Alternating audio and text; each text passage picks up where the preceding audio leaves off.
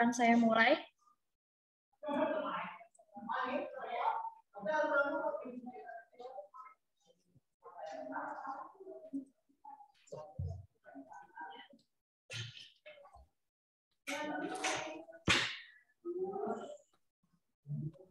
Assalamualaikum warahmatullahi wabarakatuh. Waalaikumsalam warahmatullahi wabarakatuh. Warahmatullahi wabarakatuh. Selamat siang, salam sejahtera bagi kita semua yang telah hadir pada siang hari ini. Saya ucapkan selamat datang kepada para hadirin, narasumber, dan peserta yang telah menyempatkan diri hadir pada acara webinar kali ini. Saya Nabila Aulia selaku pembawa acara akan memandu acara dari awal perjalanan acara ini berlangsung hingga akhir acara.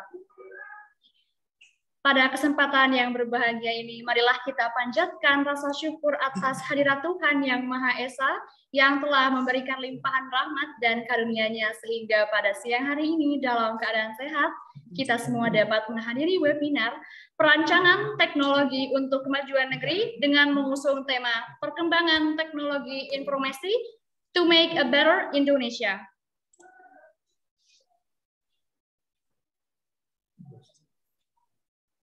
Sebelum saya membacakan susunan acara, izinkan saya membacakan tata tertib demi kelancaran keberlangsungannya webinar Zoom ini. Yang pertama ialah ID peserta dalam webinar ini harus menggunakan nama asli, bukan nama perangkat atau nama institusi. Yang kedua adalah peserta yang mendapatkan akses Zoom harus berpakaian sopan dan berperilaku sopan saat webinar dilaksanakan. Yang ketiga adalah peserta sangat diharapkan untuk mematikan suara atau mute dalam proses webinar berlangsung. Yang keempat adalah semua peserta yang mengikuti webinar melalui Zoom dapat mengajukan pertanyaan dengan cara menggunakan fitur raise hand atau fitur angkat tangan pada aplikasi Zoom. Moderator akan memandu jalannya sesi tanya jawab. Lalu, sertifikat akan dibagikan bagi peserta yang mengikuti dari awal acara sampai akhir acara. Yang keenam adalah di akhir acara, link daftar hadir akan dibagikan. Link tersebut hanya akan aktif dalam 30 menit. Yang terakhir adalah peserta yang tidak mengisi Google Form pendaftaran sebelum acara dimulai dan atau tidak mengisi daftar hadir saat acara selesai tidak akan mendapatkan sertifikat.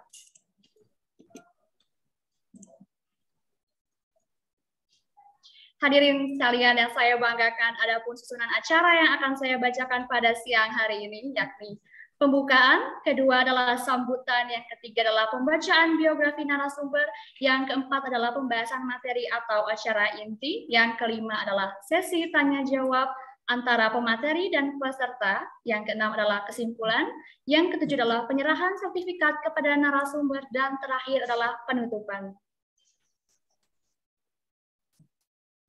Selanjutnya, sambutan pertama akan disampaikan oleh Bapak Ahmad Sujana STMKOM selaku Ketua Prodi. Kepada beliau kami persilahkan. Terima kasih kepada pembawa acara sudah memberikan waktu buat saya untuk memberikan sambutan. Assalamualaikum warahmatullahi wabarakatuh. Waalaikumsalam warahmatullahi Wabarakatuh. Selamat pagi menjelang siang dan salam sejahtera untuk kita semua. Para mahasiswa, peserta seminar atau webinar, panitia, dan pemateri yang saya hormati dan saya banggakan. Marilah kita panjatkan puji syukur kepada Allah Subhanahu wa Ta'ala atas nikmat dan hidayah yang diberikan kepada kita, sehingga pada hari ini kita masih diberikan kesehatan untuk dapat bertatap muka, walaupun tatap muka ini hanya sebatas virtual ya, karena kita masih mengikuti aturan pemerintah. Sholawat serta salam semoga selalu tercurah pada baginda Nabi Muhammad SAW, beserta keluarga, sahabat, dan para pengikutnya hingga akhir zaman nanti. Selamat datang kami ucapkan kepada seluruh peserta webinar yang hadir di sini. Webinar hari ini mengambil tema tentang perkembangan teknologi informasi, dan webinar ini diperuntukkan bagi semua orang yang berminat atau yang berminat dalam pengembangan teknologi informasi. Dalam webinar ini nantinya kita akan membahas mengenai beberapa hal penting mengenai perkembangan dunia teknologi informasi di dunia pendidikan dan mungkin dunia bisnis ya. Untuk lebih lengkapnya, nanti kita akan mendengarkan pengarahan atau pemateri dari Bapak Rohmat Taufik, MKom, STMKom, sebagai pembicara kita hari ini.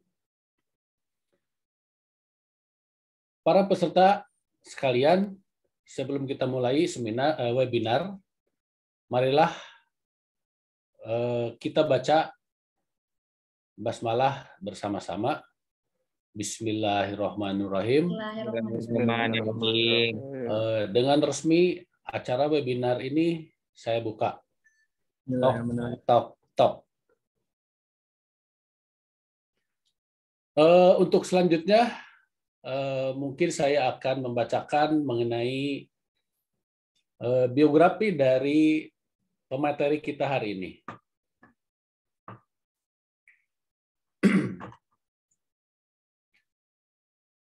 Bapak Rohmat Taufik STMKom, beliau lahir di Bojonegoro, Jawa Timur pada tanggal 19 Maret 1980.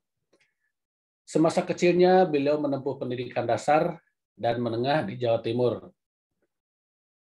Madrasah Ibtidaiyah Muhammadiyah 19, Gunung Sari lulus tahun 93. Kemudian beliau melanjutkan di SMP Negeri 1 Baureno, Bojonegoro, lulus tahun 96. Kemudian menempuh SMU Negeri 1 Babat, Lamongan, Jawa Timur. Beliau lulus tahun 2000. Pada tahun 2001, beliau melanjutkan ke jenjang D3 di Sekolah Tinggi Teknologi Mandala Bandung, jurusan Teknik Informatika. Beliau lulus tahun 2004. Kemudian S1 jurusan Teknik Informatika di STM Mandala Bandung. Beliau lulus tahun 2006. Pada tahun 2008, beliau melanjutkan kuliah di S2 Magister Sistem Informasi. Program pascasarjana beliau di Universitas Diponegoro, Undip, Semarang. Beliau lulus tahun 2010. Sejak tahun 2009, beliau mengabdi sebagai dosen tetap di Prodi Teknik Informatika, Fakultas Teknik Universitas Muhammadiyah Tangerang. Dan diberi tugas tambahan sebagai Wakil Dekan 1 di Fakultas Teknik periode 1 tahun 2009 sampai 2014. Kemudian Wakil Dekan 1 Fakultas UMT di periode 2 tahun 2014 sampai 2018. Dan sekarang beliau memegang Wakil Dekan 1 Fakultas UMT periode 3 2018-2022.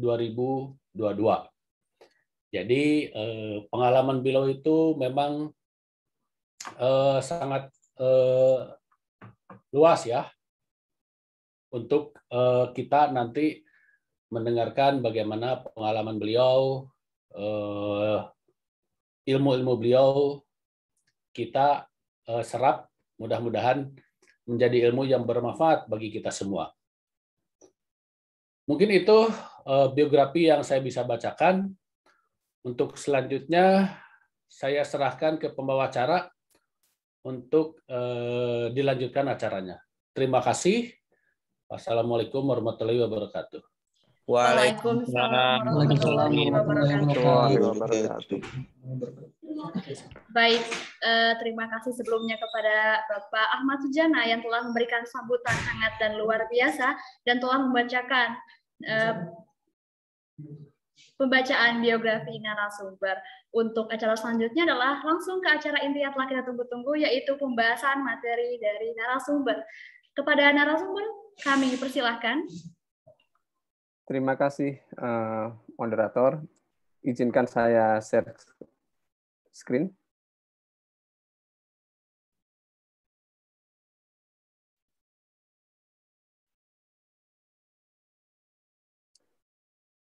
Bismillahirrahmanirrahim. Assalamualaikum warahmatullahi wabarakatuh.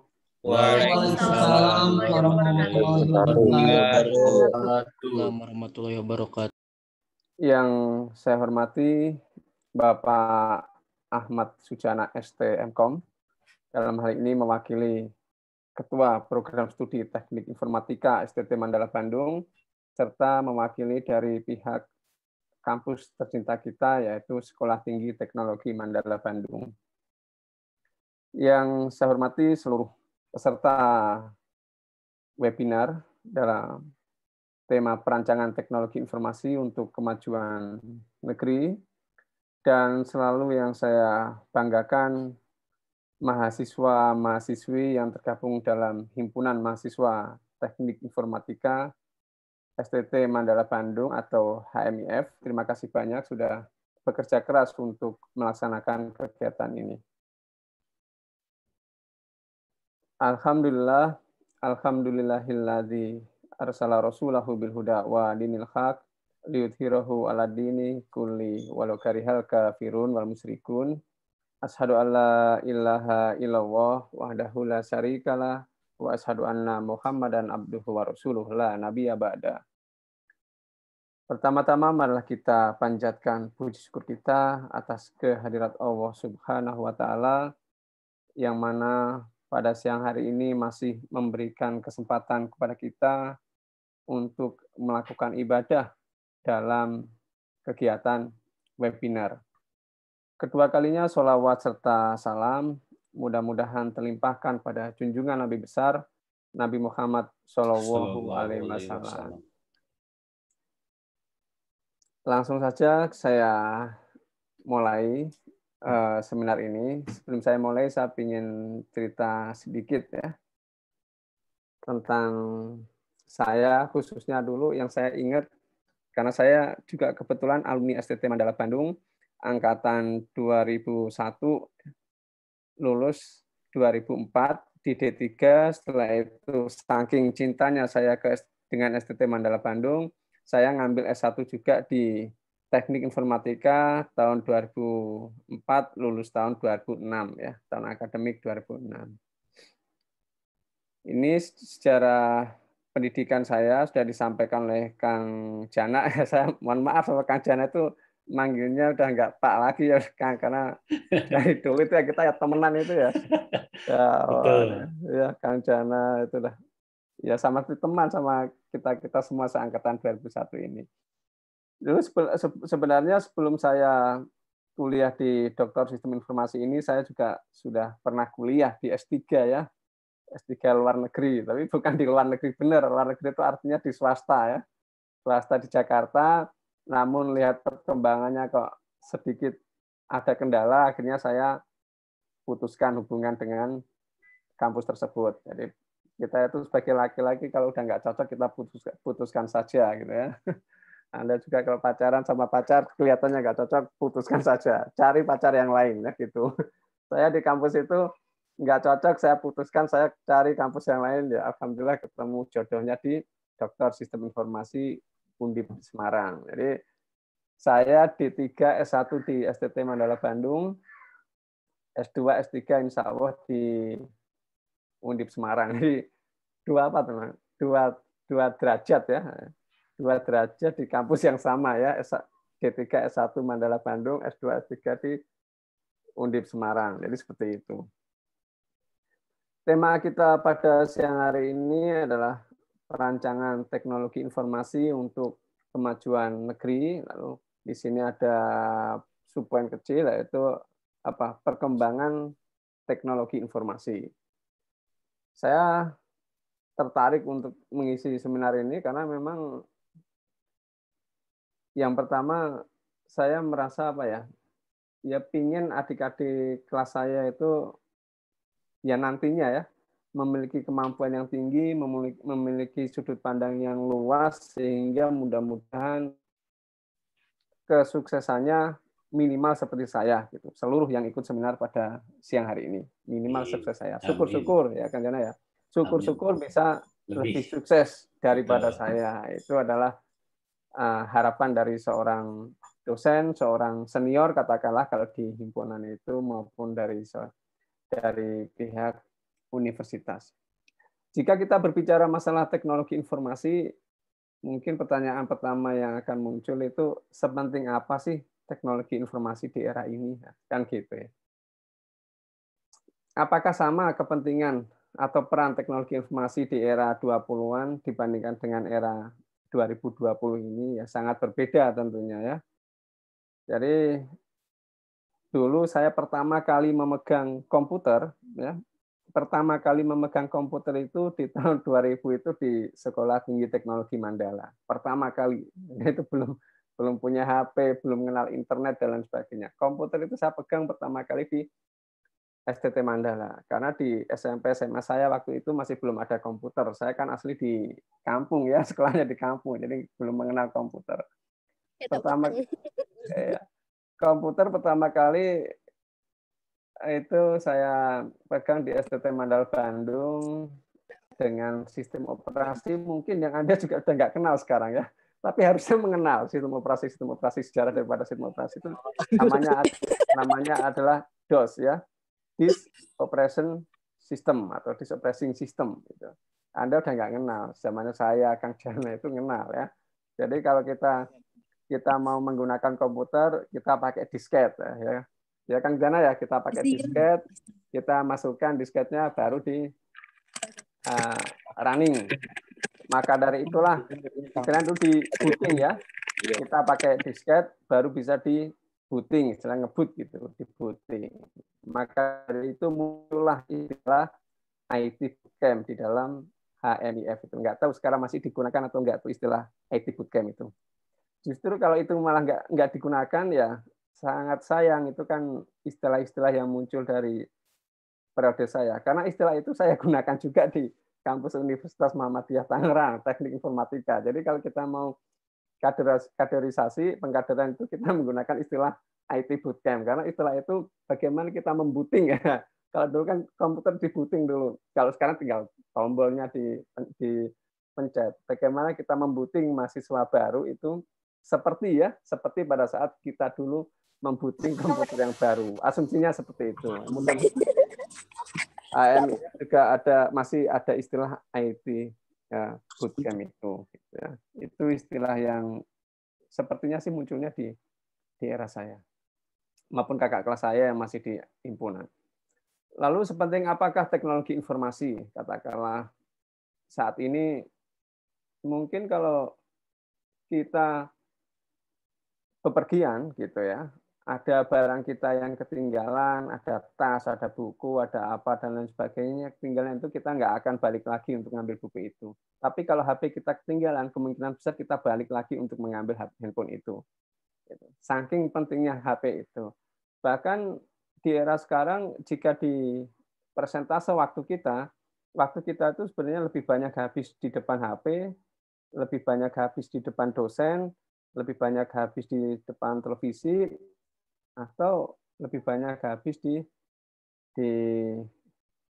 buat pengajian dan lain sebagainya. Mungkin jawabannya waktu kita akan banyak habis di depan handphone. Itu juga karena teknologi informasi. Maka dari itu kan muncul istilah, kalau kita jalan-jalan, pacar kita ketinggalan di mall, nggak usah diambil, nanti juga pulang sendiri. Tapi kalau HP kita yang ketinggalan, itu kita yang mumet itu ya nyarinya. Jadi seolah-olah handphone itu bisa lebih penting daripada pacar kita gitu, atau istri kita yang ketinggalan di mall, ya nggak usah kita ambil, nanti biar suruh pulang sendiri juga pasti pulang. Tapi kalau HP kita yang ketinggalan, nah itu kita udah bisa mumet itu ya, takut hilang dan lain sebagainya. Lalu di teknologi informasi era sekarang ya, khususnya di COVID era ini, wah kita udah nggak bisa menjawab lagi itu sepenting apakah teknologi informasi, khususnya di satu bidang saja, satu bidang teknologi informasi di bidang pendidikan. Anak saya yang kelas 1 SD ya, sekarang sudah kelas 2 SD, itu pun sekarang kalau sekolah menggunakan Zoom gitu ya. Padahal Zoom itu kan baru kita pakai ya. Baru saya gunakan itu ya di era Covid saja di kampus gitu. Sebelum Covid nggak ada Zoom. Karena adanya Covid artinya anak yang kelas 1 SD menggunakan Zoom, 1 SMP menggunakan Zoom, 1 SMA menggunakan Zoom, anak semester 1 juga menggunakan Zoom. Artinya semuanya kita hampir sama. Tidak peduli level pendidikannya, mau di Dasmen maupun perguruan tinggi, semuanya sama-sama menggunakan Zoom. Artinya apa? Teknologi informasi itu sudah masuk ke dalam dunia pendidikan di level manapun. Ya. Itu. Jadi teknologi informasi sudah masuk kemana-mana dengan menggunakan Zoom yang ada itu. Artinya apa? Artinya ya teknologi informasi itu penting sekali. Apalagi sekarang dengan banyak platform-platform yang memudahkan kita untuk belanja, untuk jual beli dan lain sebagainya, itu kan sangat dimanfaatkan sekali. Jadi banyak barang-barang di rumah yang tadinya ada besoknya nggak ada. Sama istri saya dijual pakai itu, pakai apa namanya itu yang untuk jual-jual online itu kan. Nah, itu suka-suka menjual gituan. Belinya juga sama, tiba-tiba datang, nggak tahu pesennya tiba-tiba datang gitu. Karena menggunakan teknologi informasi itu ibarat kata bisa diistilahkan kalau dulu zaman saya itu dunia dalam genggaman. Kan ada gini ya, istilah yang paling sering kita gunakan itu dunia dalam genggaman. Itu maksudnya bukan dunia digenggam, tapi kita bisa menguasai dunia dengan menggunakan teknologi informasi. Menguasai dalam arti di era 2000-an, jika kita ingin mendapatkan paper-paper dari luar negeri, itu sulit untuk kita dapatkan. Tapi dengan menggunakan teknologi informasi, kita jauh lebih mudah menggunakan paper-paper itu.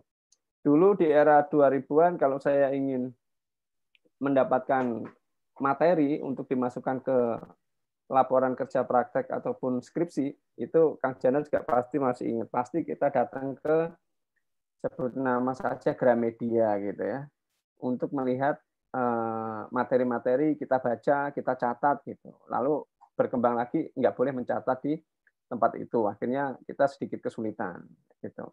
Selain itu kita datang ke Pusda, perpustakaan daerah dan lain sebagainya. Jadi eranya masih seperti era itu, dan era sekarang juga jauh lebih mudah untuk mendapatkan berbagai informasi. Namun yang harus diingat, teknologi informasi itu bagaikan pisau bermata dua gitu ya. Jadi dia bisa digunakan untuk hal yang positif, bisa juga disalahgunakan ke hal yang negatif. Tapi itu di lain topik gitu ya. Artinya itu positif ada, negatif apa? Negatif juga ada. Itulah pentingnya daripada teknologi informasi, dan kita semua pastinya saat ini tidak bisa menghindar daripada teknologi informasi itu. Sekarang pertanyaan yang pertama, sorry, ini rada noise ini ya. Oh, udah di-unmute ya. Oke, pertanyaan yang pertama ya. Ini nanti dapat door prize nih yang bisa jawab sih. Apa sih sebenarnya yang disebut dengan teknologi informasi? Ini saya ingin dengar dari yang ladies first ya, dari yang perempuan dulu yang menjawab. Nanti setelah ladies first baru boy second. Wah, jangan boy second, Pak. Kalau boy second nanti kan laki-laki bekas, bukan, maksudnya bukan laki-laki bekas, tapi bekas laki-laki. Oh, bukan bekas laki-laki, artinya setelah ladies-nya menjawab, nanti baru laki-laki yang menjawab. Ayo, siapa yang tahu apa sih sebenarnya disebut dengan teknologi informasi itu? Ini khusus peserta ya, Kang Jana jangan jawab. Oke, silakan peserta yang mau menjelaskan sebenarnya teknologi informasi itu apa sih, itu makhluk apa sih, itu alien atau hoka-hoka dulu gitu kan, dulu ada acara hoka-hoka itu ya. Ini langsung bisa langsung tuh. Oke, silahkan. Bisa, silakan. Saya sudah kasih tuh, kalau nggak bisa jawab terlalu itu. Udah kasih tuh. Ya tuh. Laki-laki dulu, Pak, boleh. Oh, laki-laki dulu nggak apa-apa ya. Ini mah toleransinya tinggi. Jangan sampai ya daripada karena apa perempuannya itu bukan berarti nggak bisa jawab, perempuannya itu tidak malu untuk menjawab. Inilah ciri khas daripada mahasiswa. Jadi kalau dikasih pertanyaan cenderungnya diem, Kang Jana. Kalau kita ngajar itu diem itu bukan berarti mereka nggak bisa, tapi mereka malu kelihatan pinter gitu. Kelihatan pinter. Wah, nanti kalau saya jawab kelihatan pinter, Pak. Saya mendingan diem gitu. Oke, silahkan yang laki-laki. Berarti sekarang boy first ya. Menfus, silakan. Siapa tadi? Sebentar, Pak, ini kameranya, Pak. Kameranya. Nanti Bukan. sebutkan nama ya. Nama dari mana? Oke, perkenalkan, nama saya Paujan Ramdhani Ferdiansyah. Saya mahasiswa STM Mandala, program D3. Saya izin menjawab di sini apa yang disebut dengan teknologi informasi, yaitu kalau menurut saya ini kan ada dua kata, teknologi dan informasi. Nah, teknologi ini menurut saya mengacu lebih ke sebuah metode atau cara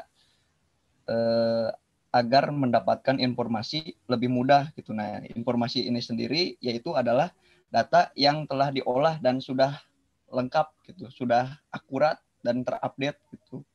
Jadi teknologi informasi adalah informasi yang bisa didapatkan secara praktis seperti itu.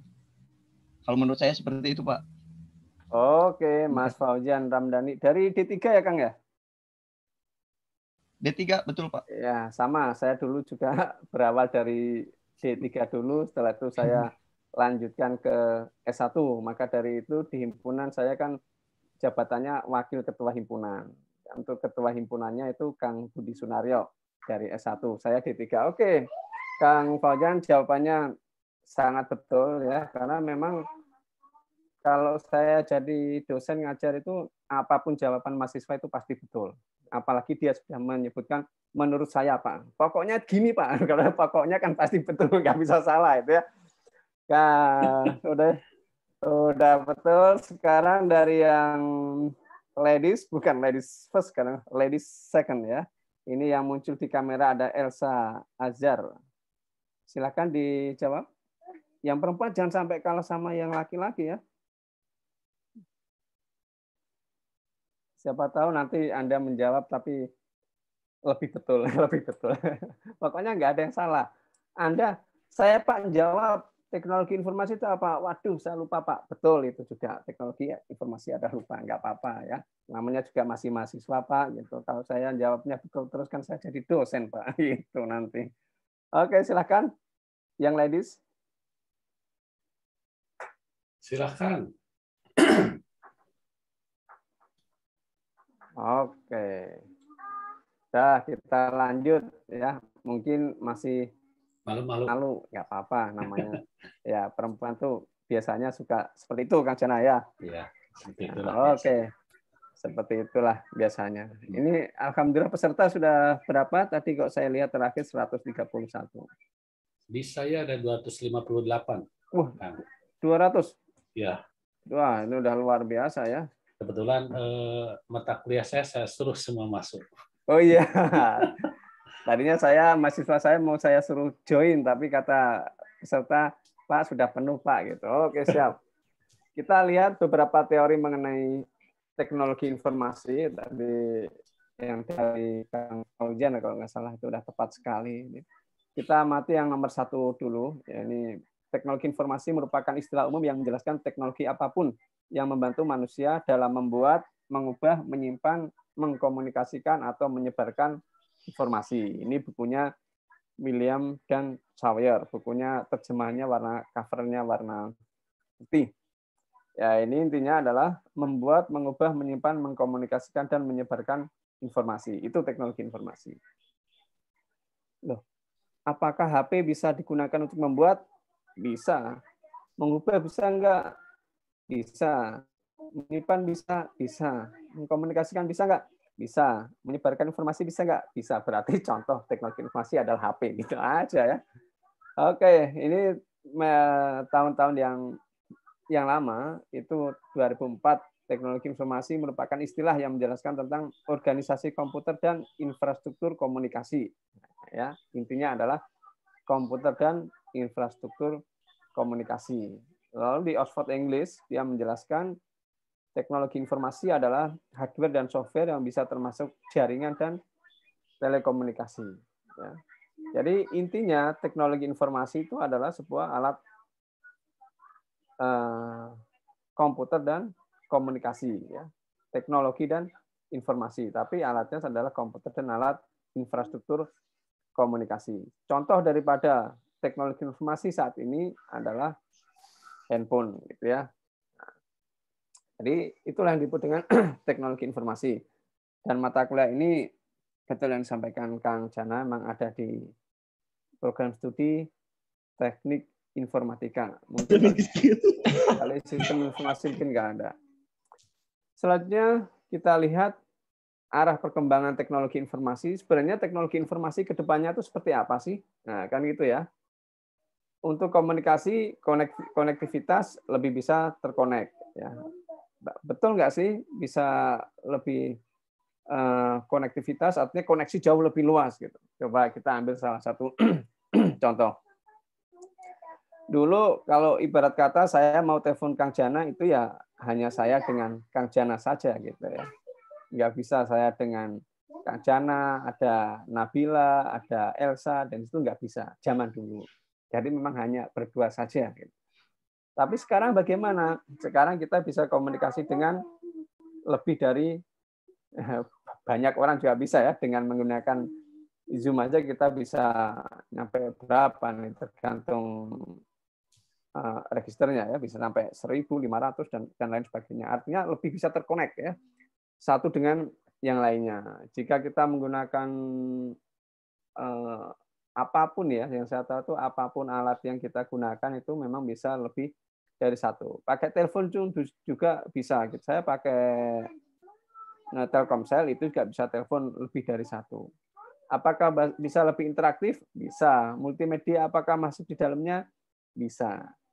Jadi ini perkembangan daripada alat komunikasi ke depan. Dulu itu kalau kita mau telepon kan nggak bisa kelihatan wajahnya, face to face nggak bisa kelihatan dulu. Tapi sekarang dengan multimedia itu kita bisa berbicara, kita bisa saling bertatap muka melalui dunia maya, ya, bisa mendengarkan suaranya. Itu artinya multimedianya sudah masuk ke dalam alat komunikasi kita itu ya, arah perkembangan teknologi komunikasi, konektivitas, interaktivitas, multimedia itu. Lalu yang di sisi kanan itu ada 3 arah perkembangan komputer, lebih mini, lebih cepat dan lebih terjangkau. Nah, oke. Sekarang ini buat yang ladies lagi karena tadi masih malu-malu ya. Maksud daripada 3 arah perkembangan komputer itu apa? Lebih mini itu apa maksudnya? Ayo, ladies dulu. Maksudnya komputer lebih kecil itu apa sih? Gitu. Silakan dijawab.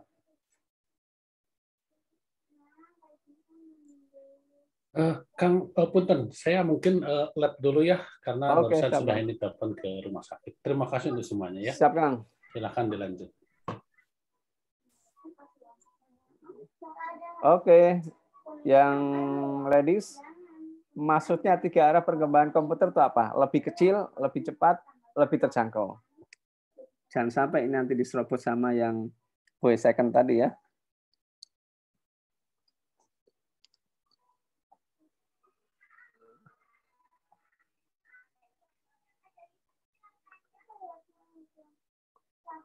Ini di saya yang muncul hanya Elsa, yang lainnya kemana nih ladies-nya nih? Oke, Elsa mau jawab?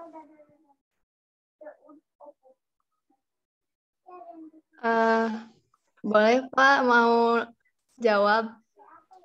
Miniaturisasi itu maksudnya lebih kecil, jadi lebih efisien gitu. Gitu ya, Pak. Langsung. Ketercepatan.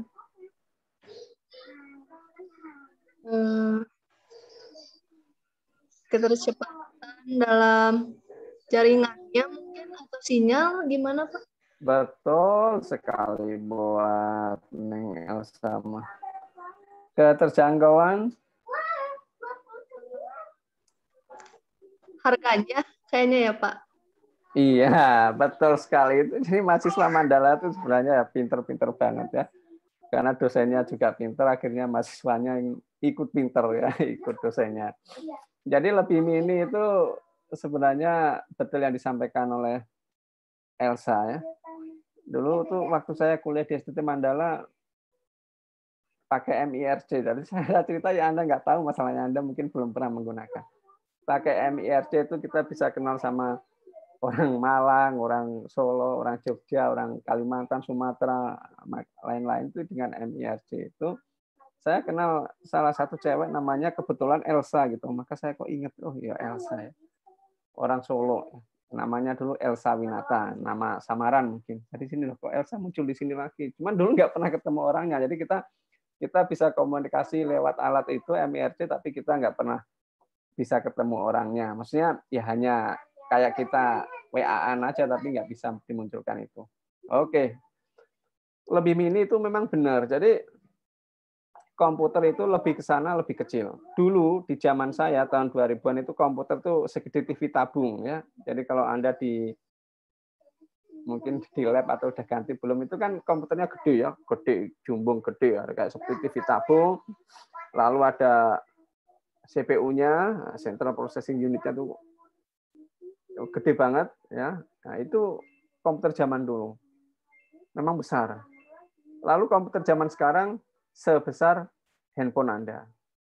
Ada nggak komputer yang lebih kecil daripada handphone? Ini maksudnya fungsinya loh ya, bukan kok benar kelihatan fisiknya komputer, laptop, notebook, dan lain sebagainya.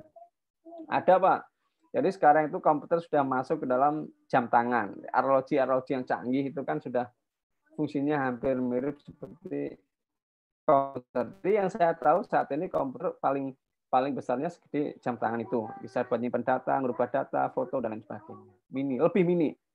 Jadi jika kita berbicara teknologi, yang lebih mini itu lebih mahal. Berarti teknologi itu sama seperti bonsai, ya gitu ya. Bonsai itu yang lebih mini, yang lebih mahal. Gitu. Komputer ini ya, yang lainnya enggak ya. Lebih mini, lebih mahal. Yang kedua lebih cepat. Apakah benar komputer itu semakin ke sini lebih cepat? Apakah hard disk-nya lebih besar, memorinya lebih besar, motherboard-nya lebih canggih, gitu kan? Sound card, VGA-nya lebih hebat, dan lain sebagainya, termasuk jaringannya.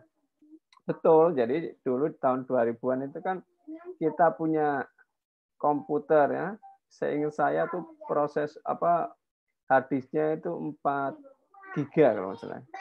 Hadis 4 giga itu kita harus senengnya minta ampun itu. Gede banget di tahun itu ya. Tapi kalau sekarang 4 giga nggak perlu hard disk, Pak. Flash disk saja sekarang sudah 16 giga, 32 giga, dan lain sebagainya. Flash disk itu ya. Lalu lebih keterjangkauan ya. Apakah benar komputer sekarang itu lebih terjangkau daripada komputer di masa saya yang lalu? Maksudnya terjangkau itu memang benar. Dari sisi harga pun bisa, tapi yang saya maksudkan keterjangkauan itu lebih membumi, lebih banyak yang menggunakan. Gitu. Walaupun harganya lebih mahal, tapi kalau jumlah pengguna komputer lebih banyak, artinya itu lebih terjangkau. Nah, apakah sekarang komputer bisa disebut lebih terjangkau?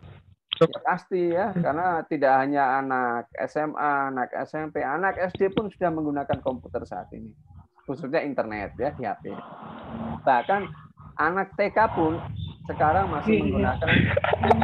sudah menggunakan komputer ya. Anak TK pun sudah menggunakan komputer. Zaman saya dulu kalau kita mau main game itu ya kita main game pakai koin itu, dimasukkan klik baru main gitu. Sekarang semuanya sudah menggunakan komputer. Bahkan di hasil survei tahun 2017 2017 kalau nggak salah itu sekitar 58% itu pengguna masyarakat Indonesia itu menggunakan internet gitu.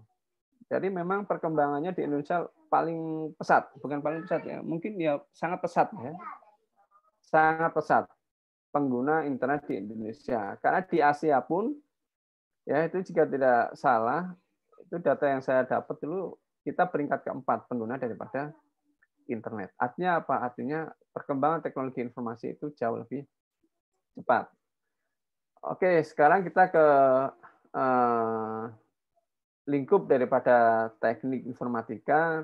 Di kita nama program studinya masih teknik informatika. Di juga masih teknik informatika. Tapi ini saya dapat informasi baru waktu kemarin ke kegiatan Dekan Universitas Muhammadiyah se-Indonesia di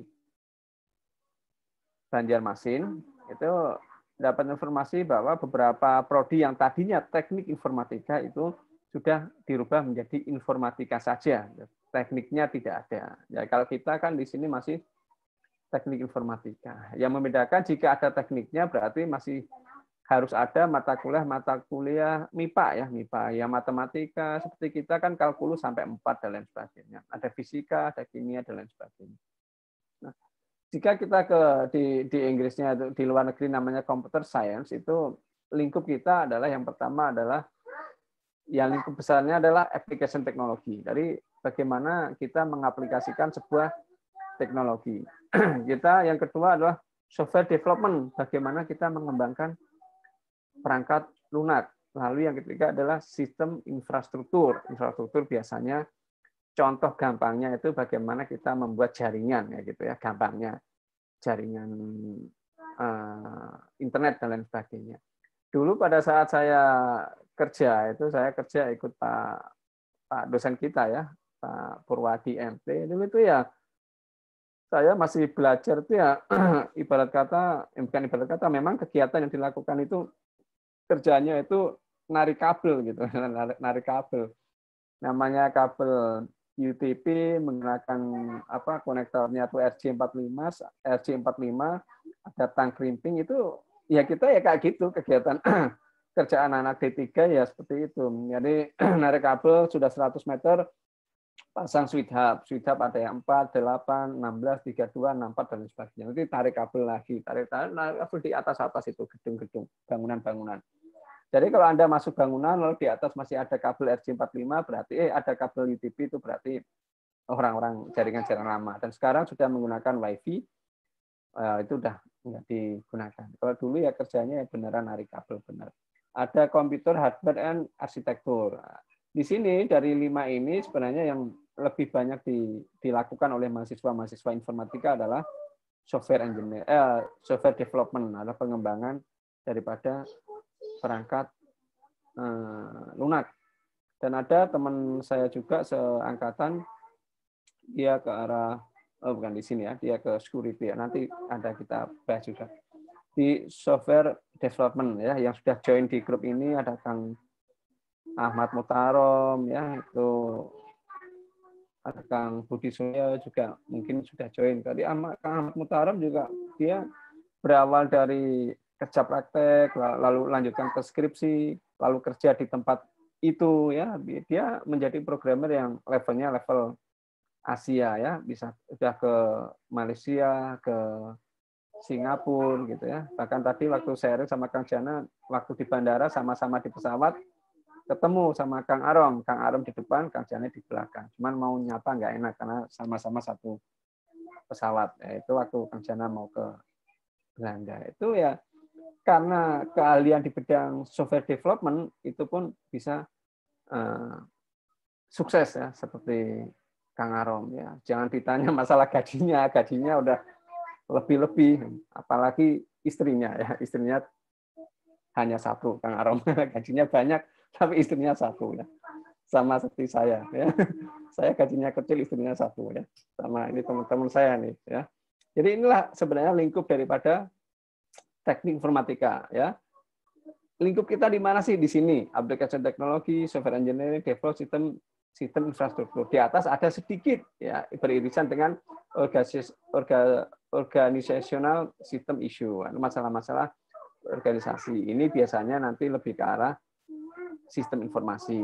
Lalu di bawah ada computer hardware and arsitektur. Ini lebih ke arah yang apa namanya itu, yang arsitektur komputer itu di sini semuanya.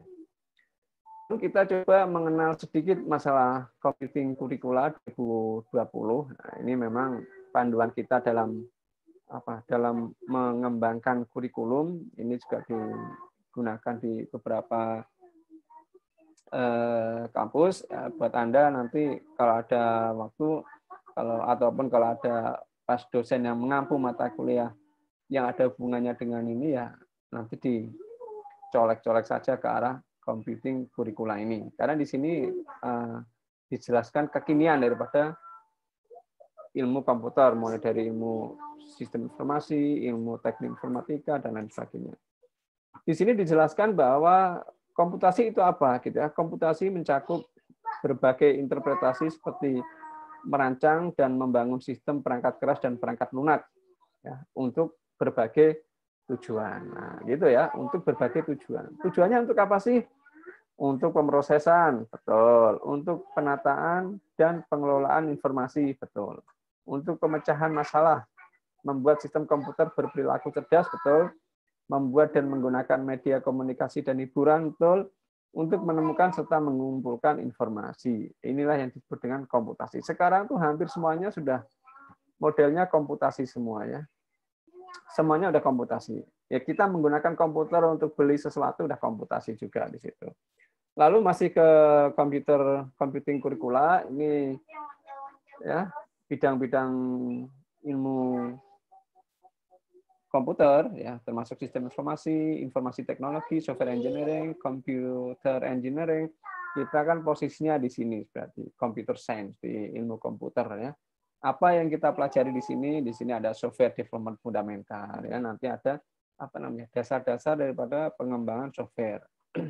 Yang paling menjadi keciri khasan kita di gambar saya makin nggak jelas ya. Oh, emang orangnya makin nggak jelas juga nih kayaknya, ya. Kalau deketan makin jelas nih. Saya nggak sadar malah kayak banyak semutnya, ya. Makanya gatal-gatal tadi. Itu gatelnya banyak semutnya, ya. Oke, yang menjadi domain daripada computer science itu software development fundamental. Anda juga pasti belajar masalah bagaimana mengembangkan software, ya. Dasar-dasar pengembangan software. Itu ada di mata kuliahnya, mungkin pengantar apa gitu, ya. Lalu yang menjadi ciri khas daripada teknik informatika, dan ini yang saya tahu mungkin tidak ada di program studi yang lain, toh kalau ada juga sedikit, yaitu algoritma, ya, dan complexity. Artinya algoritma, kalau di kita istilahnya algoritma dan pemrograman. Itu merupakan mata kuliah yang paling penting, yang sampai, ya, sampai dengan semester 8 Anda nggak mungkin bisa berpaling dari algoritma dan pemrograman. Anda semester 1 atau semester 2 ketemu algoritma, semester 3 juga pasti akan ada benang merahnya, semester 4, 5, 6, 7, 8, sampai Anda skripsi pun mata kuliah algoritma dan pemrograman itu sangat penting. Maka dari itu, jika Anda ada pertanyaan, mata kuliah apa sih yang semuanya mata kuliah penting. Mata kuliah apa yang maaf, Pak. Runtutannya mulai ya? Pak, mohon maaf diinterupsi. Mungkin dari beberapa peserta kurang terlihat mungkin Pak PowerPoint-nya, mungkin bisa di-show slide, Pak. Oke, nggak apa-apa. Kalau nggak kelihatan, no problem, ya. Anda dengarkan saja. Nanti sama seperti Anda mendengarkan apa namanya, radio, ya, gitu, ya. Ini juga masih nggak kelihatan. Nggak apa-apa kalau nggak dengeran, yang penting Anda mendengarkan, ya. Baik, Pak. Terima kasih, Pak.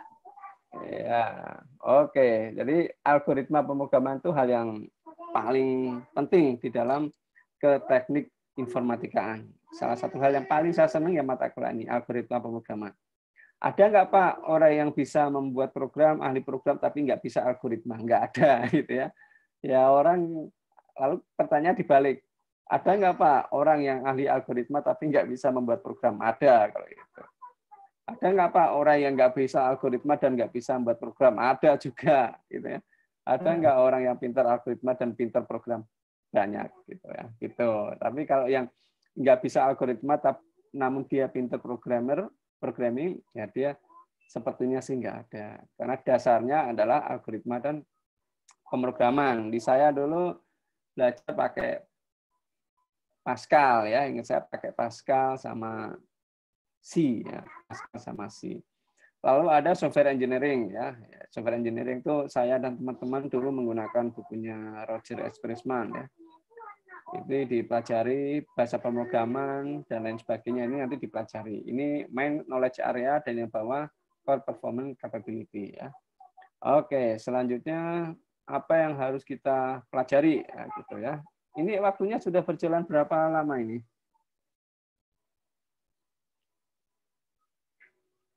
MC? Oh, masih lama ya. Oke. Masih ada waktu, Pak. Apa yang harus kita pelajari untuk menjadi handal ya, menjadi sukses itu ini draft kompetensi computer science. Ini ada algoritma dan pemrograman ya. Ini menurut paper yang saya baca ya, cuma lupa nggak saya citasi di sini juga. Yang pertama algoritma dan pemrograman itu yang ciri khasan kita, arsitektur dan organisasi. Dulu juga mata kuliah ini ada di kita. Ilmu komputer, struktur diskrit istilahnya di sini. Dulu saya di STT Mandala ketemu dengan apa ya? Matematika diskrit. Matematika diskrit ya. Itu di situ. Ada grafik dan visualisasi juga ada. Lalu ada mata kuliah kalau di saya dulu disebut dengan interkom, ya, interaksi komputer dan manusia. Tapi dan di era sekarang namanya seperti dibalik, interaksi manusia dan komputer. Berarti kalau disingkat menjadi interaksi manusia dan komputer. Keamanan informasi, manajemen informasi, sistem intelligence, jaringan dan komunikasi, sistem operasi pun dipelajari di dalam teknik informatika. Dan Anda juga mungkin belajar tentang sistem operasi ya, pengembangan berbasis program, paralel distribusi, bahasa pemrograman, pengantar pengembangan, rekayasa perangkat lunak, dasar-dasar sistem. Itu semuanya dipelajari dalam ya, draft kompetensi computer science, semuanya dipelajari di dalam teknik informatika. Jika Anda mempelajari ini semua, berarti kurikulum kita sudah sesuai dengan harapan nasional maupun harapan daripada pemerintah. Selanjutnya klasifikasi topik sistem informasi. Ini nanti bagi Anda yang yang mengambil tema ke arah pengembangan software ataupun sistem informasi, itu beberapa klasifikasi di sini, ada yang big data, ada yang artificial intelligence, itu juga mungkin ada di mata kuliah kita di S1 ya. Bisnis proses, cloud computing dan lain sebagainya ya. Ada internet web, ada yang terkini ada IoT dan lain sebagainya. Ini ada 49 klasifikasi, ada supply chain management dan lain sebagainya ya. Selanjutnya bidang dalam sistem informasi mengacu dari Australian Journal of Information System tahun 2020, itu inilah bidang-bidang yang bisa Anda ambil nanti pada saat kerja praktek maupun Anda ke skripsi. Yang pertama yang paling banyak diteliti orang itu masalah e-commerce ataupun e-bisnis. Di Anda ada nggak mata kuliah e-commerce dan e-bisnis?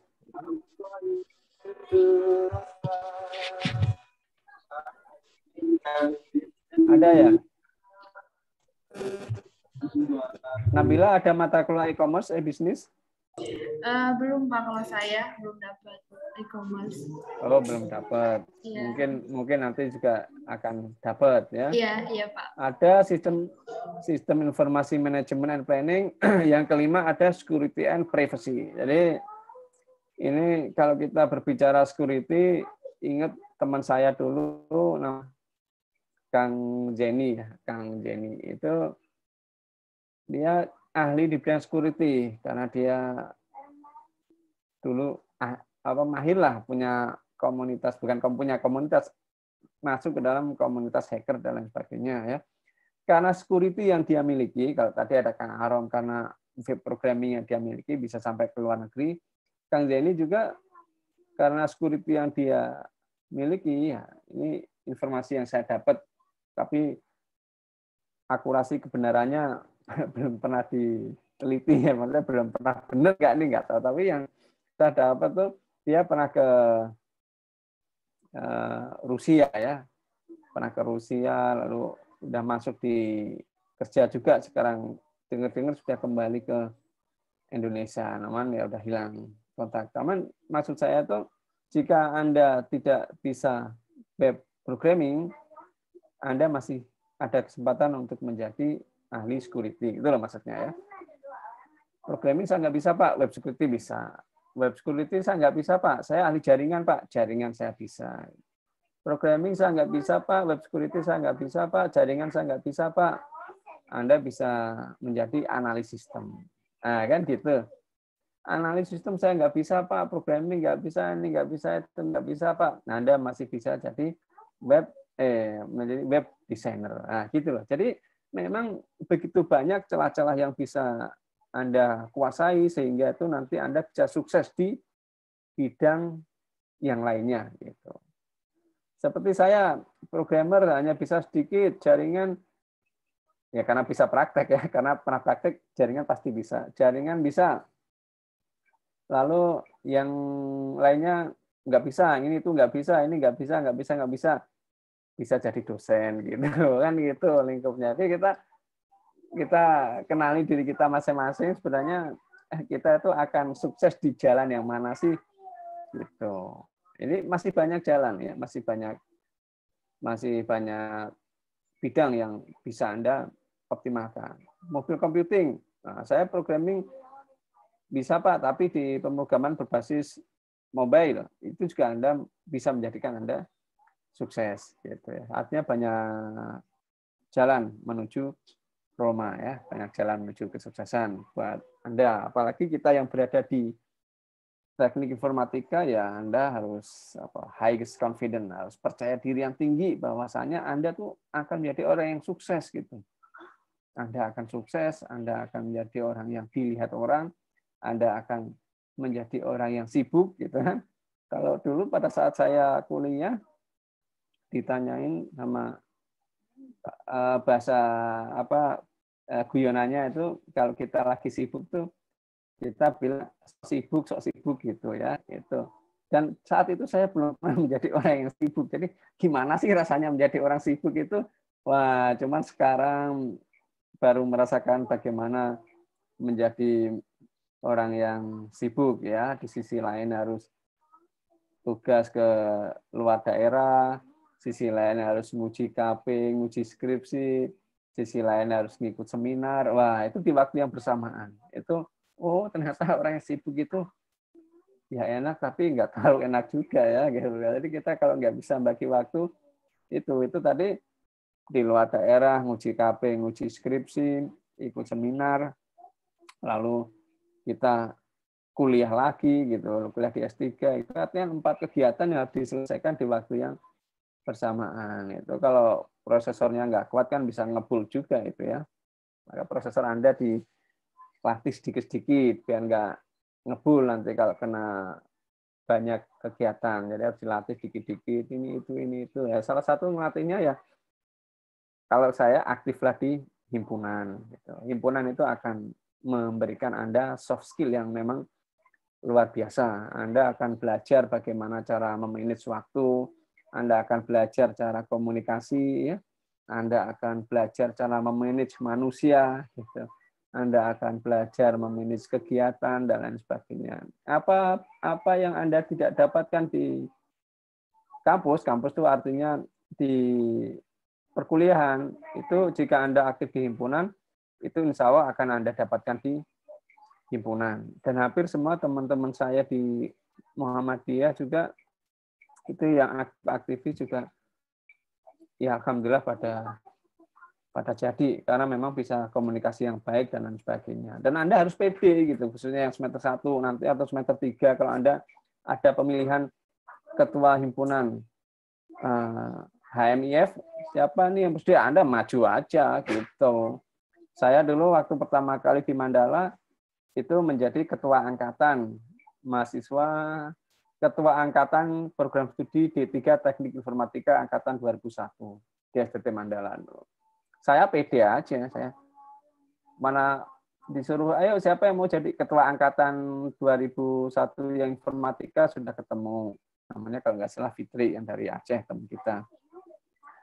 Lalu ketua angkatan D3 siapa gitu, saya lihat kok kanan kiri kok nggak ada yang angkat tangan, saya langsung angkat tangan. Saya Pak, saya bilang gitu, karena saya percaya bahwa saya bukanlah yang terburuk gitu loh.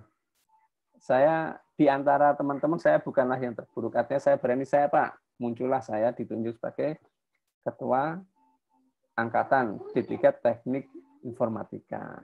Kalau sekarang Mbak Nadia masih ada ketua angkatan ya?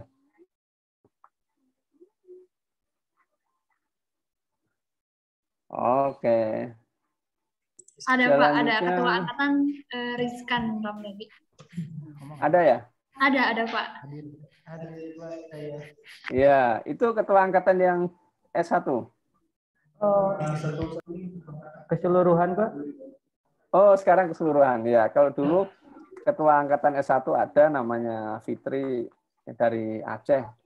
Lalu ketua angkatan D3 itu saya gitu ya. Itu enak tuh, kita belajar, kita rapat sama orang-orang internal manajemen dalam dan lain sebagainya. Namun saran saya aktiflah di himpunan ya. Oke. Nah, ini ada trik sukses ya, trik sukses buat Anda. Ini jadi udah habis. Oh, sorry. Setelah bidang tren ini, selanjutnya kok sepertinya ada yang hilang ya? Sorry.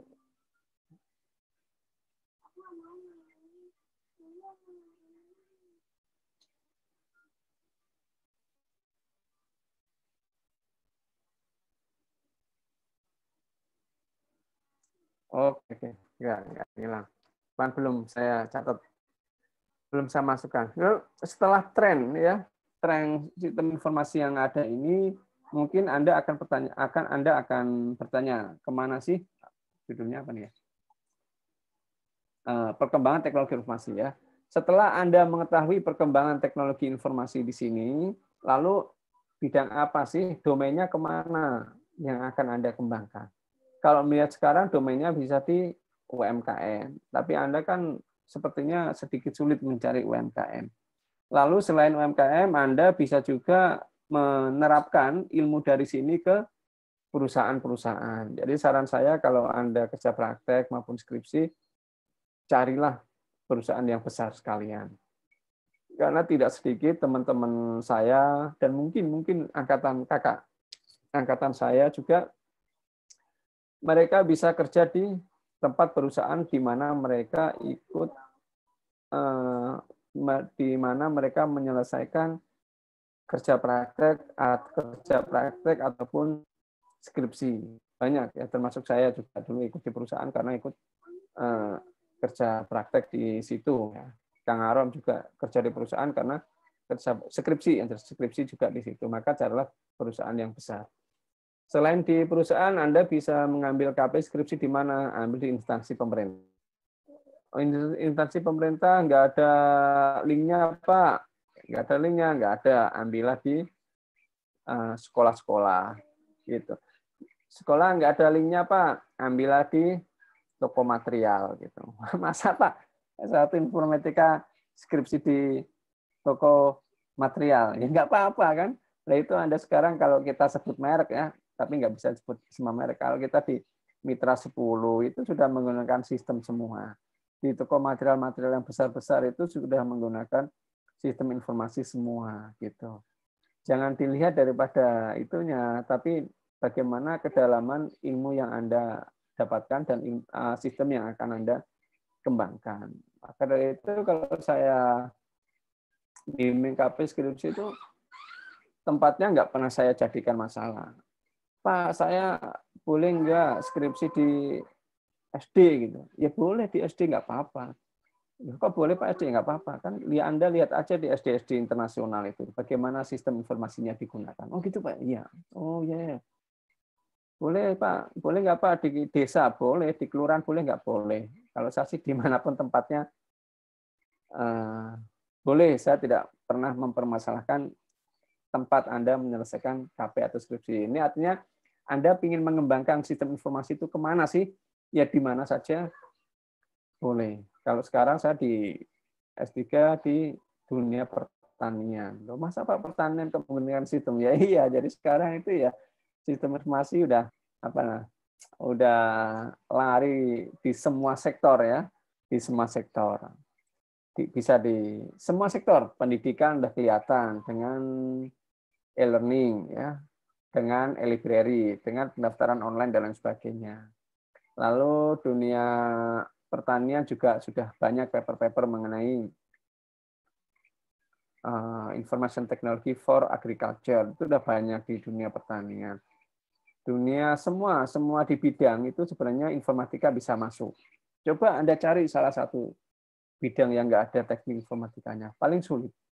Dimanapun ada bidang, di situ ada teknik informatika. Nggak ada, Pak. Saya naik bis dari sini, saya naik kendaraan dari sini sampai sana.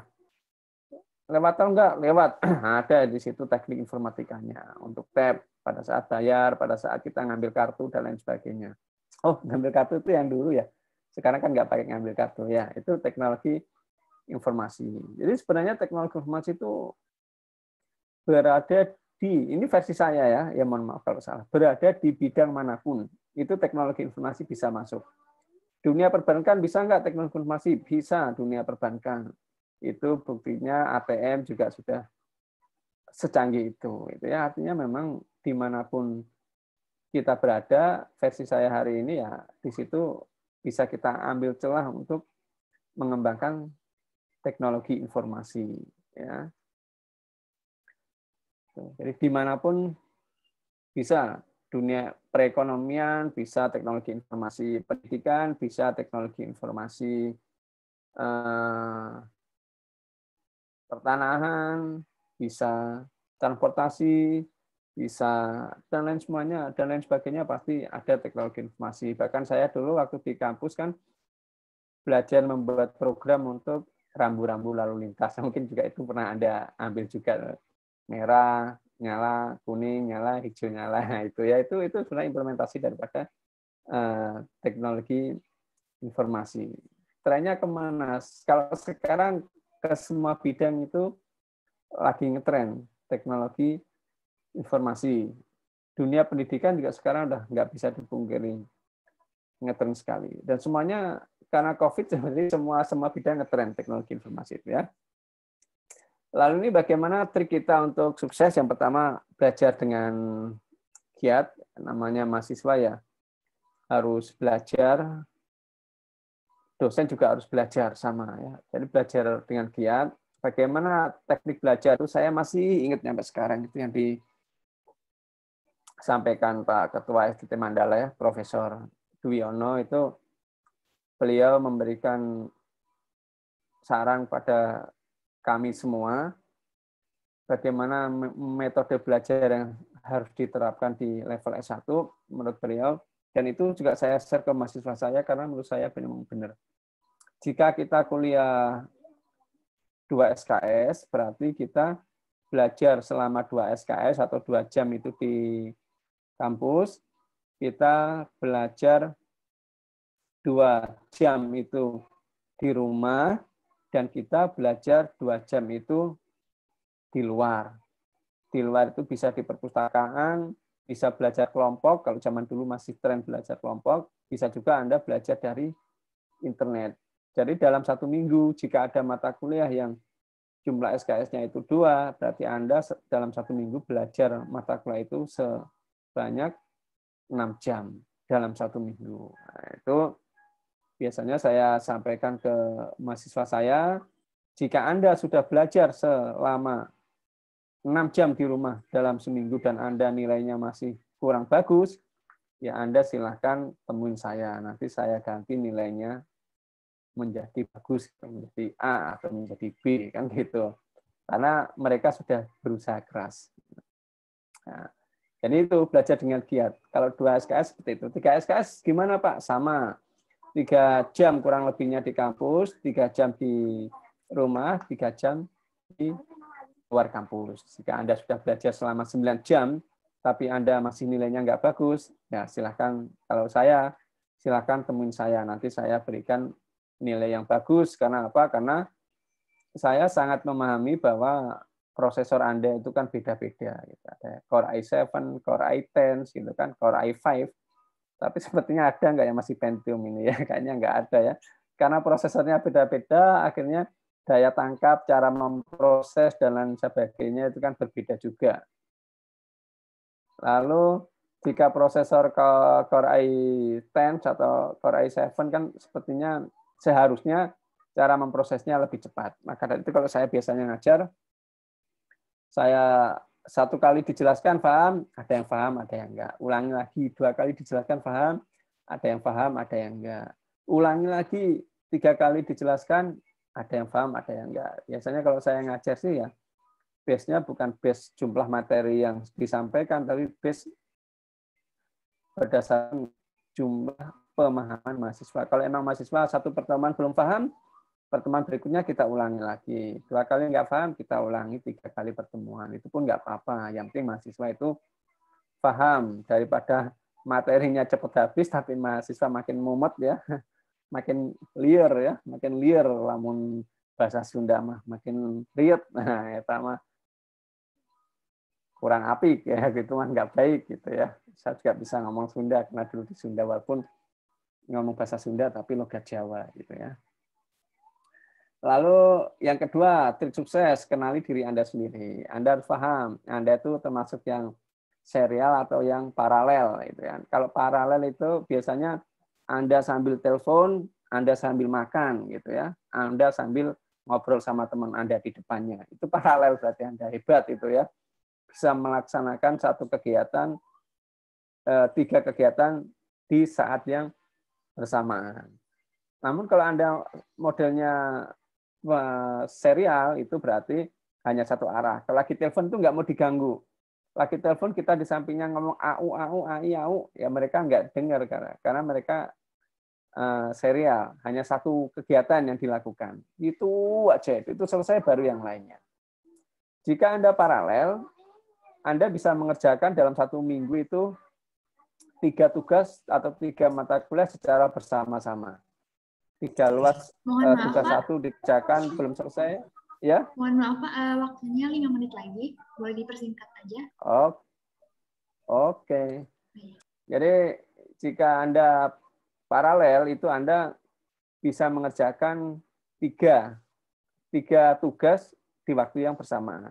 Tugas 1 dikerjakan belum selesai, kerjakan tugas 2 belum selesai, kerjakan tugas 3 belum selesai, itu secara bersamaan. Nanti seminggu selesai bareng. Itu paralel.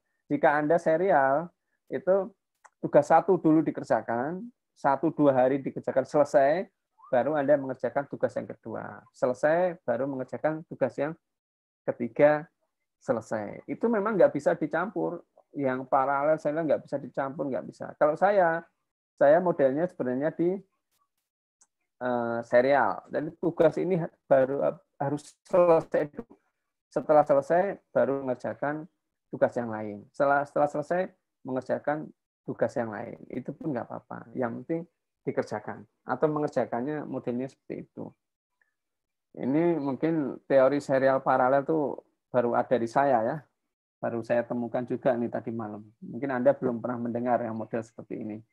Yang ketiga, menjalin komunikasi dengan teman, dengan alumni, dengan dosen, dengan kampus, dengan perusahaan, itu jalinlah komunikasi yang baik. Sehingga nama Anda akan dikenal. Karena saya sendiri pun kalau butuh staf, butuh dosen, butuh ini pasti jika ada teman, ya teman itu yang akan kita rekrut lebih dulu daripada orang lain. Gitu ya. Lalu jangan malu bertanya. Saya mau ngisi seminar juga ya tanya ke mahasiswa, ke panitia, mau ngajar juga kalau nggak tahu saya tanya, sharing ke mahasiswa. Saya jadi dosen pun nggak pernah malu bertanya daripada sesat di jalan kan gitu ya. Jadi saya lebih baik bertanya, nggak usah malu-malu kalau nggak bisa. Oh, dosen nggak bisa ini ya nggak apa-apa. Nanti biar mahasiswanya lebih pintar daripada dosennya. Jadi dosen bertanya ke mahasiswa nggak masalah. Yang kelima, taat peraturan, udah pasti ya cara ngisi KRS. Kalau waktu mau ngisi KRS waktu ngisi diisi, lihat KHS dilihat sesuai dengan waktunya, menggunakan motor pakai helm, pakai baju dan lain sebagainya gitu ya. Itu mentaati peraturan. Pak, saya mentaati peraturan, pakai motor, bawa helm, bawa SIM, bawa STNK gitu kan. Bahkan BPKB pun saya bawa, tapi saya nggak pakai baju, Pak, gimana gitu ya. Jangan seperti itu, yang namanya peraturan yang taati secara keseluruhan. Yang keenam itu sebenarnya paling penting ya. Banyak teman-teman, bukan teman-teman ya, banyak mahasiswa itu yang mentalnya kurang kuat, khususnya pada saat kena ke skripsi, akhirnya ngedown. Saran saya, kuatkanlah mental Anda pada saat kuliah. Pokoknya mental itu paling kuat. Dan jangan mudah tersinggung gitu. Kalau dosen ngomong gimana, waduh kok saya banget ya, kok gini banget ya, itu nggak usah. Kita berada di teknik, ya jangan terlalu lebay lah gitu ya. Pokoknya dosen ngomong sedikit nyakiti hati, semalaman nggak bisa tidur, panas, badan panas dingin, jangan seperti itu ya. Mental kita kuat. Kita nggak bisa tanya lagi, nggak bisa tanya lagi. Akhirnya kan lama-lama dosennya, wah sebelum dia tanya saya jelasin dulu. Kenapa jelasin? Karena dia nanti akan tanya lagi gitu ya. Nah, ini sharing saya atau materi seminar saya yang bisa saya sampaikan pada hari ini. Jika di temanya itu adalah perancangan teknologi informasi, ya tadi sudah saya sampaikan ya, bagaimana pentingnya teknologi informasi. Anda bisa sukses dari sisi perancangan, Anda bisa sukses dari sisi security, Anda bisa sukses dari sisi jaringan komputer, Anda bisa sukses dari sisi desain, Anda bisa sukses dari sistem analis ya, dari sisi analis. Lalu dari poin yang kedua, perkembangan teknologi informasi, bahwasanya saat ini teknologi informasi berada di semua field ya, semua bidang itu ada yang namanya teknologi informasi. Nah, oke, saya kira cukup itu yang bisa saya sampaikan. Terima kasih sudah hadir. Selanjutnya sesi tanya jawab. Nah, ya. Kalau bisa nanti yang tanya mahasiswa nanti dapat door prize, yang jawab mahasiswa juga. Itu matrik dosen ya.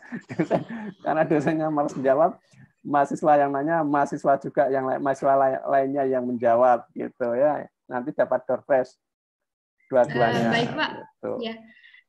Oke, silakan.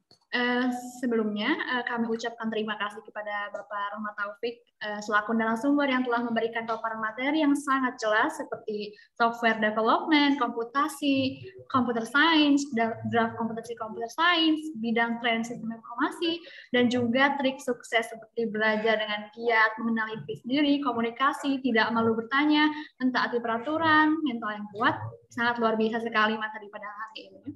Dan sebelum memasuki sesi tanya jawab, saya juga ingin mengingatkan kepada para peserta bahwa akan ada door prize untuk peserta yang selfie atau membuat video singkat saat mengikuti webinar. Untuk memenangkan door prize tersebut, peserta harus mengupload foto atau video singkat tersebut ke Instagram dan tag Instagram @hmif_STTMandala dan @STTMandala1972. Pemenang adalah peserta yang paling kreatif.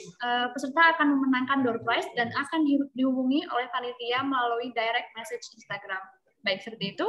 Ya, selanjutnya langsung saja ke sesi tanya jawab. Saya persilakan kepada para peserta. Jika ada pertanyaan yang ingin ditanyakan kepada narasumber, silakan untuk raise hand dan unmute mic-nya dan memperkenalkan diri, nama, dan asal instansinya. Silakan kepada para peserta. Raise hand terlebih dahulu, nanti akan saya pandu.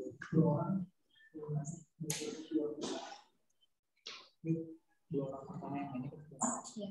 Untuk dua orang pertanyaan pertama, pertanyaannya Untuk 2 orang penanya akan mendapatkan door prize dari pihak panitia. Silakan kepada para peserta.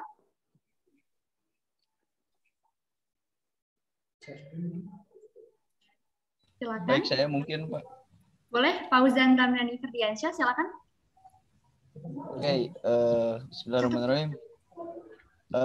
Pak, saya mau bertanya nih, ketika menjalani sebuah kerja praktek gitu, sebenarnya apa sih yang membedakan kerja praktek sama tugas akhir gitu, Pak?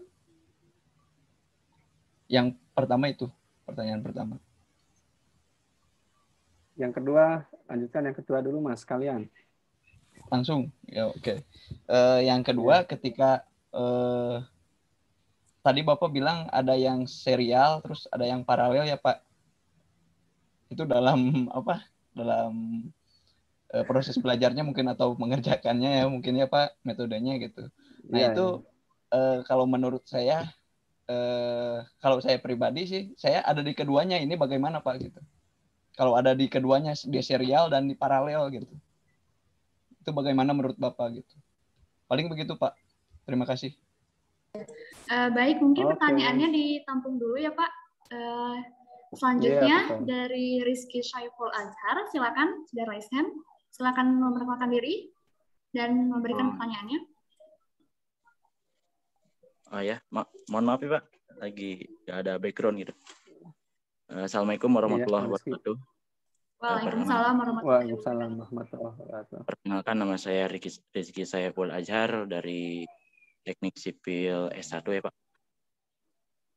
Mungkin boleh nggak Pak bertanya di luar materi itu, tapi masih tentang teknologi. Boleh. Ya, jadi gini Pak, kan perkembangan teknologi itu kan sangat pesat ya Pak. Bisa dibilang kita itu dipaksa untuk berkembangkan itu teknologi.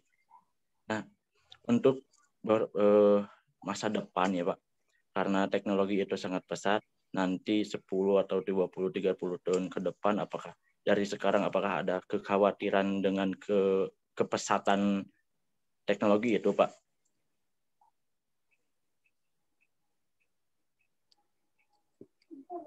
Oke, pertanyaan kedua. Mungkin itu aja Pak. Oke, siap. Ya, makasih Pak. Sama-sama. Ya, baik, terima kasih kepada Fauzan Ramdhani dan Rizky Syaiful Azhar yang telah bertanya mengenai materi pada hari ini, maupun di luar materi juga tidak apa-apa. Ya.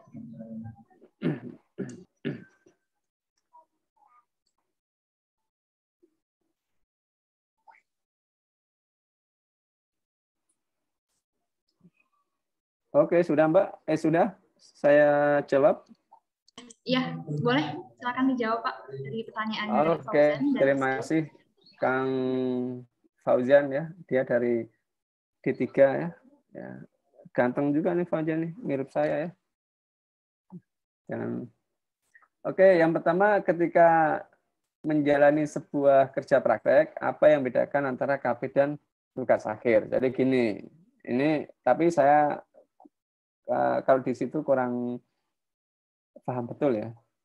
Tapi prinsipnya gini, kerja praktek itu misalkan ini, Anda datang, katakanlah ini contohnya memang harus spesifik ya. Misalkan Anda ingin melakukan kerja praktek tentang sistem pendukung keputusan pemberian beasiswa, nah, misalkan gitu ya. Judulnya itu, karena ini nggak bisa digambarkan secara umum, tapi lebih ke spesifik, biar ada contohnya. Anda sudah ngambil mata kuliah SPK, Sistem Pendukung Keputusan. Sudah diajarkan belum? Kalau keputusan belum, Kang Pak. Fauzan. Belum, Pak. Mbak Nadia? Nabila? Kalau saya belum, Pak. Sama, belum mendapatkan. Oke, belum.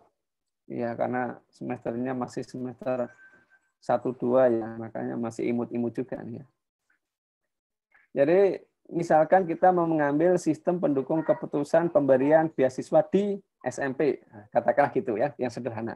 Jadi kalau Anda kerja praktek, Anda datang ke situ, Anda tanya kriterianya apa, Anda kerjakan itu. Anda buat sistem pendukung keputusan pemberian beasiswa di SMP. Sama persis seperti yang di sana.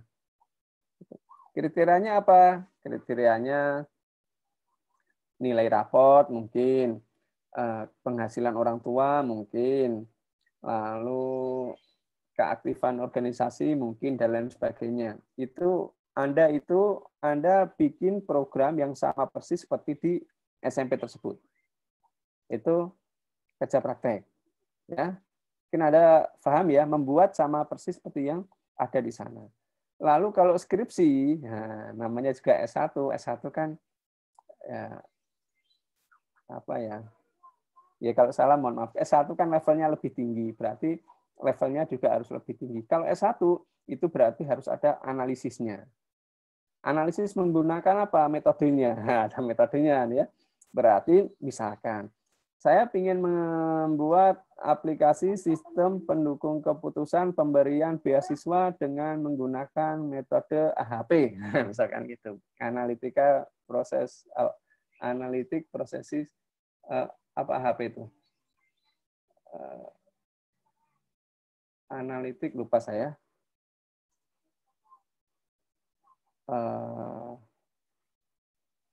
Tanya itu apa ya? Lupa saya. Ya itu AHP misalkan. Saya ingin membuat sistem pendukung keputusan pemberian beasiswa menggunakan metode AHP. Itu atau wah nggak mau pakai AHP Pak. Saya ingin membuat sistem pendukung keputusan pemberian beasiswa menggunakan metode SAW, Simple Additive Writing misalkan. Nah itu yang S1. Jadi kalau sudah S1 itu ada analisisnya, nah, gitu ya. Ada analisisnya sehingga Anda membuat aplikasi itu setelah Anda analisis. Cara analisisnya gimana? Boleh nggak Pak analisis sesuai dengan kemampuan saya? Nggak boleh, gitu. Kan Anda masih mahasiswa. Saya juga nggak boleh analisis menurut saya, tapi analisnya menggunakan metode yang sudah ada.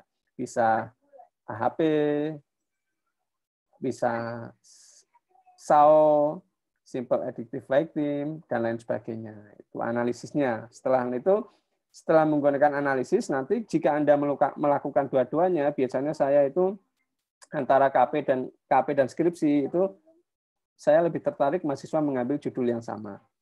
KP-nya ngambil ini, skripsinya ambil lagi itu. Jadi nanti Anda bisa membedakan, oh kalau menggunakan metode yang manual di sana, hasilnya ini. Kalau menggunakan metode AHP, itu hasilnya seperti ini. Itu yang membedakan antara AHP dan manual ya. Bentar.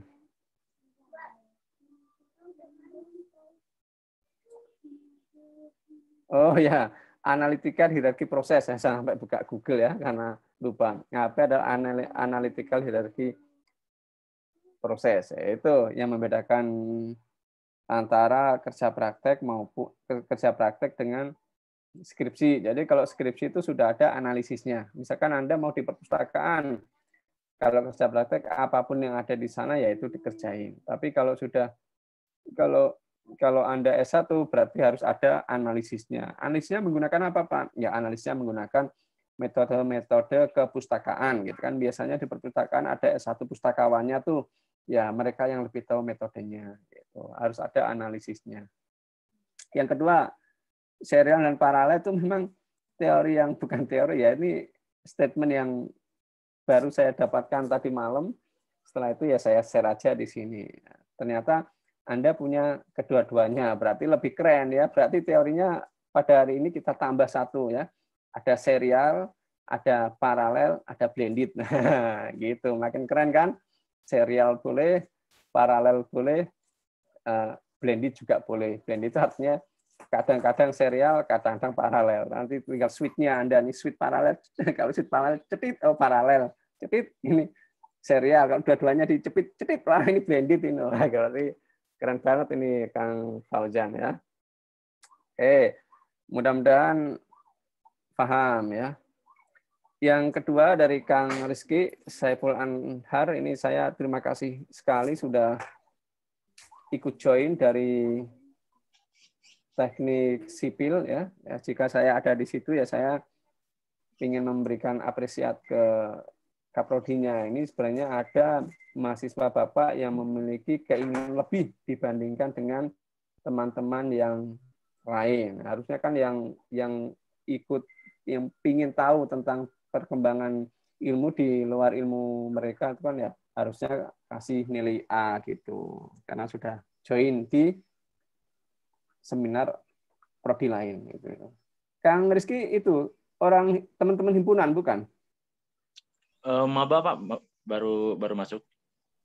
Oh, mahasiswa baru. Iya, saya kalau berbicara teknik sipil kemarin ke Banjarmasin itu gila, di sana teknik sipil benar-benar dibutuhkan ya.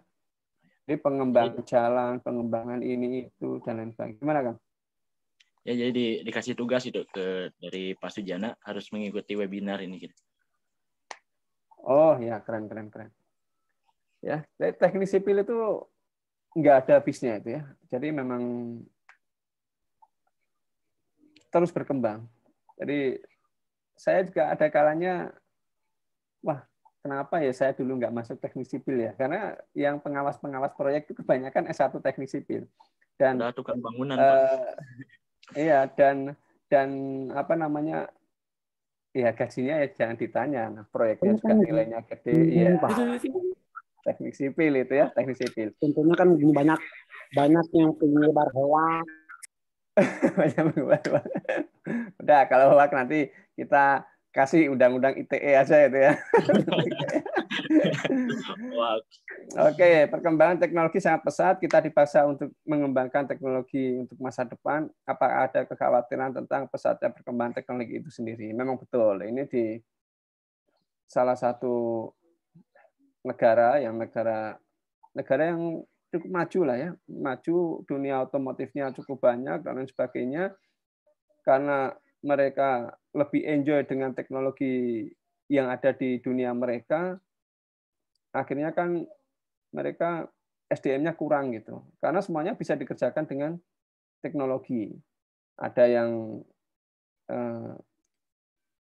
tingkat pernikahannya menurun gitu kan, akhirnya jumlah SDM-nya berkurang. Itu karena memang dia sudah di negara mereka dengan teknologi informasi sudah bisa menyelesaikan apapun. Akhirnya, wah ngapain nikah? Nggak usah nikah juga bisa menyelesaikan kerjaan dan lain sebagainya.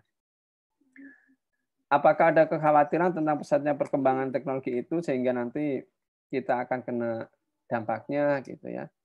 Kalau kekhawatiran ya pasti ada, cuman kan bukan untuk saya gitu ya. Maksudnya saya khawatir di mana generasi penerus saya yang akan datang itu.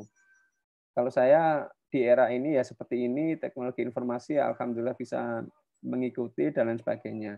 Salah satu kunci supaya Anda nanti juga enggak kekhawatiran Anda itu enggak banyak, ya Anda kuliah dengan benar, jalin relasi sebanyak mungkin. Nanti dengan keahlian Anda itu, ya mudah-mudahan kalau ke teknik sipil Anda bisa lulus dengan predikat yang baik, lalu Anda nanti bisa kerja di implementasi langsung, misalkan pembangunan gedung. Sekarang di kampus saya ada proses membangun gedung 19 lantai gitu ya. Lalu di jalan-jalan juga sekarang sudah banyak yang dibangun. Pasti butuh teknik sipil. Dan sedikit versi saya, sedikit yang ini hanya pengamatan saya pribadi ya, yang nggak tahu kalau salah. Jadi sekarang itu banyak pengawas-pengawas proyek itu yang dari perempuan gitu. Jadi pakai helm, ada yang warna kuning, warna oranye, Anda yang paham lah makna helm itu ya.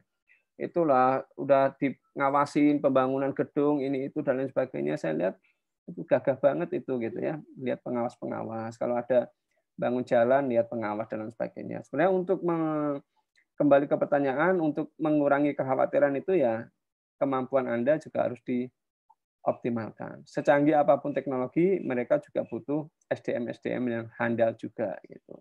Kalau teknologinya canggih, SDM-nya nggak handal, teknologi itu nggak bisa digunakan secara maksimal. Gitu ya, Kang Rizky, terima kasih sudah join. Seperti itu Kang ya. Terima kasih Pak. Ya. Sama-sama Kang.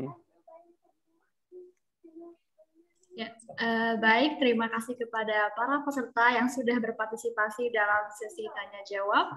Selanjutnya saya akan menyimpulkan beberapa hal dari materi yang telah dipaparkan oleh Bapak Rohmat Taufik secara singkat, yaitu teknologi informasi adalah infrastruktur komputer yang berupa software, hardware, dan bisa jaringan serta telekomunikasi dalam konteks bisnis atau usaha yang membantu manusia dalam membuat, mengubah, menyimpan, mengkomunikasikan, dan atau menyebarkan informasi yang mempunyai dua bagian arah dalam perkembangan, yaitu 3 arah perkembangan komunikasi seperti konektivitas, interaktivitas, dan multimedia, serta 3 arah perkembangan komputer seperti miniaturisasi, ketercepatan, dan keterjangkauan, serta mencakup banyak hal yang dipelajari mulai dari draft kompetensi komputer sains seperti grafik dan visualisasi, arsitektur, dan organisasi.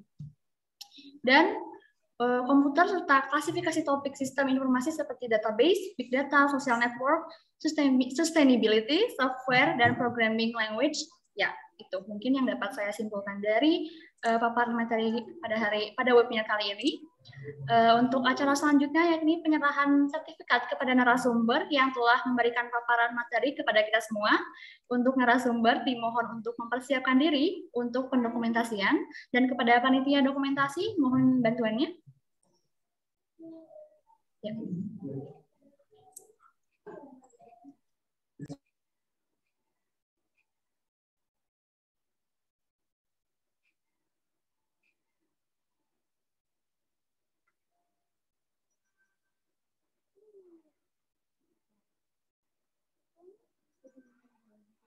Baik, kepada panitia dokumentasi boleh on mic untuk menghitung foto. Oke, siap ya. 1, 2, 3. Oke. Ya, baik, mungkin itu. Ya.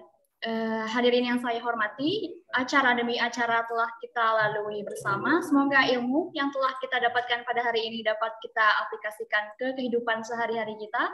Saya Nabila Aulia selaku pembawa acara pamit undur diri, juga mewakili panitia penyelenggara webinar mengucapkan banyak terima kasih atas kontribusi dari para peserta dan narasumber, dan mohon maaf apabila terdapat hal-hal atau ulah kata yang kurang berkenan di hati para hadirin sekalian. Sekian, jaga kesehatan, terima kasih, salam sejahtera, wassalamualaikum warahmatullahi wabarakatuh. Waalaikumsalam warahmatullahi wabarakatuh. Waalaikumsalam warahmatullahi wabarakatuh. Waalaikumsalam warahmatullahi wabarakatuh.